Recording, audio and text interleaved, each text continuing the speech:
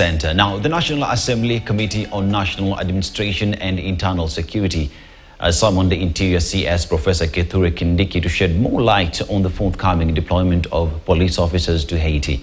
The CS is, as we speak, in that session that is ongoing, and let's just cross over and follow that live.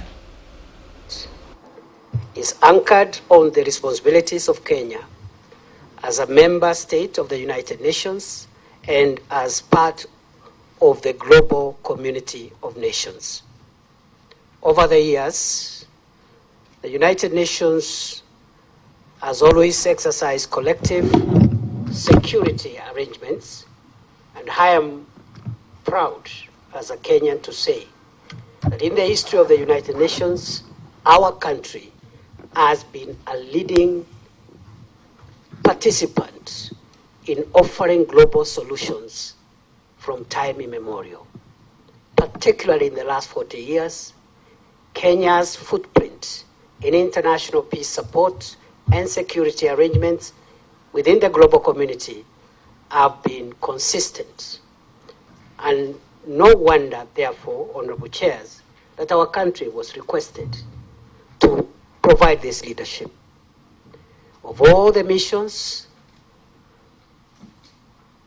to support peace and to enforce peace around the world, in the last 40 years, Kenya has played a leading role in one way or the other. Time will fail me to recap Kenya's great contribution. And those are live pictures coming from the National Assembly as Interior CS appears before the Committee on Security. But now let's talk about the state of the nation today. In studio with me is Kevin Osido, Executive Director, County Governance Watch. As we have this discussion, remember President William Ruto will be giving his very first State of the Nation address in the National Assembly, the very first since he was declared president and sworn in. Kevin, welcome on set. And as we have this discussion today, let's go back to 2021 was the previous State of the Nation address by retired President Uhuru Kenyatta. Sure. And in that, he really stated some of the achievements that he did. He touched on the BBI that failed and how that was key for him to bring the country together.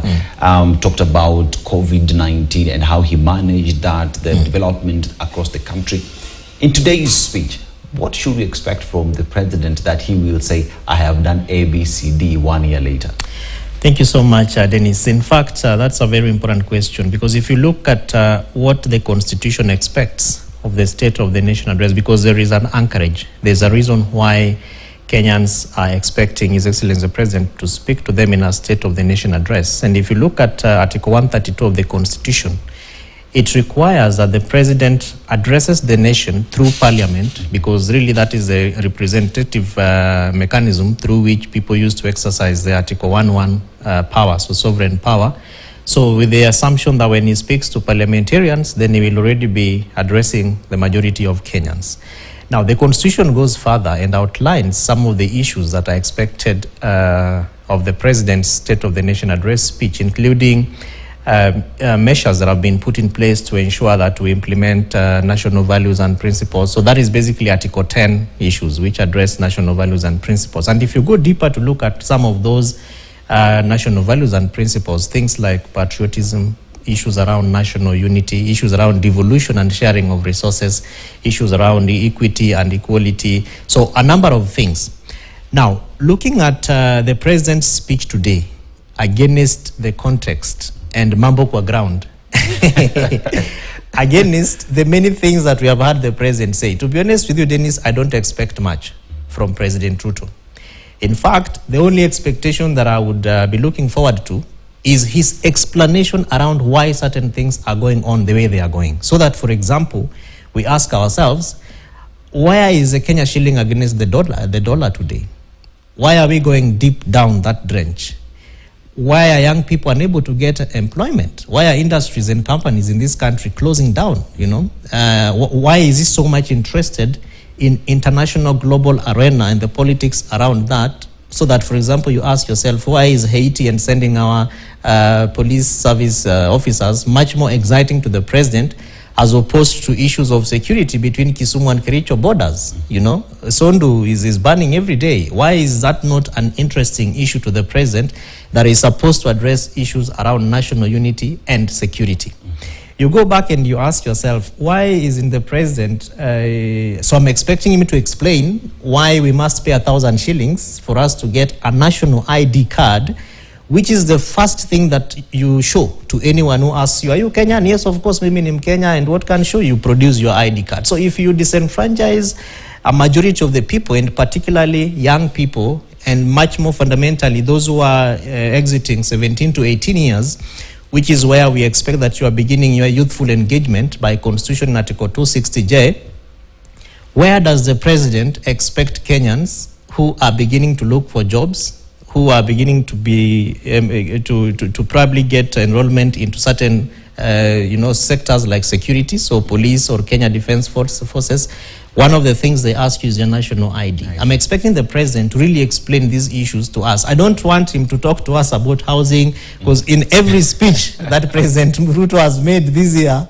I think that is one of his biggest agenda. Why must Kenyans pay 2,000 shillings, for example, to renew their ID cards against investing that money in their health and the health scheme, which again is not working, but yet the president says health is one of my biggest 3 agenda items. Universal health. Yeah, exactly. And on that, the president today is also expected to address the big elephant in the room, cost of living. Precisely. And you know, this is even a factor, a debate factor at the National Dialogues Committee right now, and the opposition have said if it is not included in that report, we will walk out. As you speak today, the dollar is around 151, going Precisely. to 152. Yeah. And the president says this is because to factors and pressures from outside. But to a normal Kenyan, to Mama Mboga and the Boda Boda guy that the president was addressing, they want solutions. How will the president circumnavigate around these demands from Kenyans on cost of living? The sad reality, Dennis, with the president's government is that it has failed to even exercise one of those national values, public participation. So Kenya Kwanza government has failed to listen to the common citizen, the person that they call the hustler. So for instance, the better bottom-up economic transformation agenda of the government, which is really supposed to safeguard the interests of the common citizen down there, I don't think is their priority. Because as you talk about cost of living and you're mentioning the dollar, how many families today go without even a single meal? Of course, statistics through Kenya National Bureau of Statistics will tell us that people are today going with just one meal. But very many families today are going without a single meal. They're actually relying on water, which is given to us by God through rain, to just drink and they move on. So the president and his handlers, particularly the people who do research for government, need to assist the president so that when he's speaking to Kenyans through the State of the Nation address, let him be able to give us hope. Because Kenyans are feeling hopeless, they are feeling left behind, they are feeling disenfranchised, and they are feeling like no one actually cares.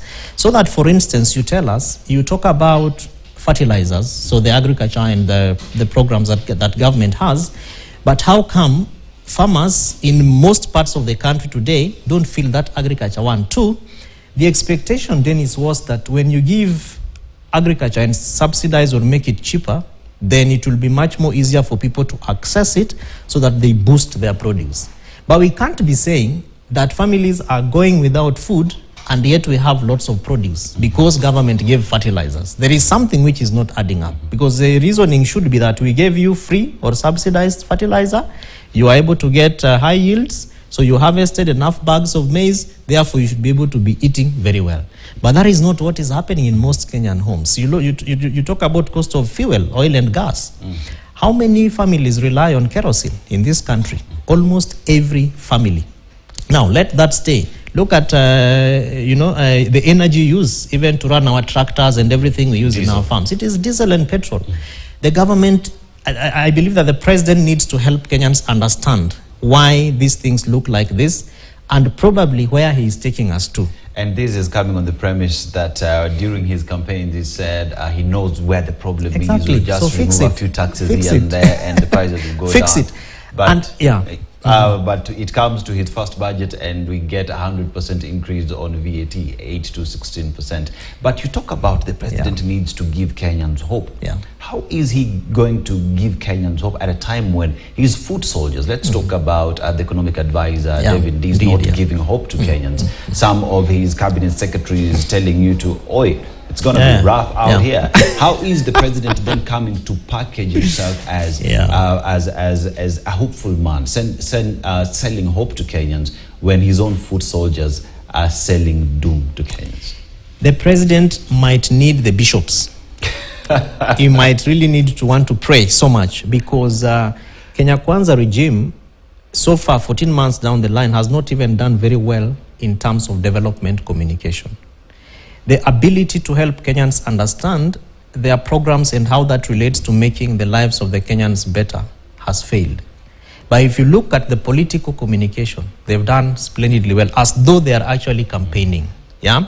So the Kenyan is wondering, at what point do we stop looking at the president as that promise maker to now looking at him as a promise keeper? Because those two are totally different. Now, the people around the president continuously fail him, because I wonder whether he speaks to some of his CSS, cabinet secretaries, and even some of his advisors. Because what they speak internally and then what they get out to speak to Kenyans, and even on their various media channels like X or Twitter and others, don't resonate with what the government is doing and what Kenyans are expecting. But why the president must really get off and speak hope is because he was elected. The CSS were never elected by anyone. They were appointed. In fact, some of them have serious corruption issues that Kenyans keep asking, Sasa, who you? What will this other one bring to us on the table? And yet, those are the people that are doing the development communication for Kenya Kwanza. The president was elected. In fact, he's one lucky person, because he was elected, then he went to the Supreme Court, and then at that point also he was rescued. Rather, he was declared validly elected. Kenyans expect more, because the good book says, to whom much is given, much is required. So the president should be able to give much and more to Kenyans because he was elected. However, we also take note of the people who sit around him, because they're the ones who we assume that pick the intelligence from our NIS officials. We assume that they're ones who do the scripting of the speeches, though the president is a very well-educated and very articulate man. And I'm sure that even before he reads that over 268-page document, he's going to be skinning through the words, and so that he's able to understand. But in so doing, he needs to ensure that every word that is going to be speaking is a word that is speaking hope and not hopelessness. Now that is something that probably the same way he navigated through the campaigns, because every day Kenyans go to church, we feel so bad, or in our various prayer centers, and we go there and we kneel and we say, God, please help us. The president needs to know that right now Kenyans need him to pray more so that he can be able to get more wisdom to respond to the issues. Because otherwise, given the kind of history that Kenya Kwanza government has given us down the line, Kenyans should not expect much. But unfortunately, again, if you look at the accountability measures, because that is also one of the things that the State of the Nation address in Article 10 of the Constitution requires, we do not have a very strong opposition, both in Parliament, so meaning National Assembly and the Senate, and even outside. If you look at the state of doing business, state of engagement, even for civil society organizations like ourselves, everyone is trying to find something to do so that you can be able to keep up with the cost of living. So the environment is not as effective to be able to be pushing for agenda, which is for more or less representative of the masses. So that opposition, to even stand and say, we disagree with the president, tell me when you last saw any very fruitful, engaging mandamano. It was since Baba went, I think, where, and that was it. So the president also must be able to help us understand, how do we keep his government on check? Of course, it's not his responsibility, because it is for those who want to keep the government on check. But it has to be him to help us understand how accountable is he, even when he makes promises, and most of those promises don't meet the expectation of the Kenyan people. And you see, Osido, when you talk about issues to do with opposition, you know, the opposition itself in the National Dialogues Committee wants political fidelity, and that political parties are actually respected in this. Kevin, this conversation definitely must continue. Unfortunately, we are lost of time. And we appreciate Kevin's presence today.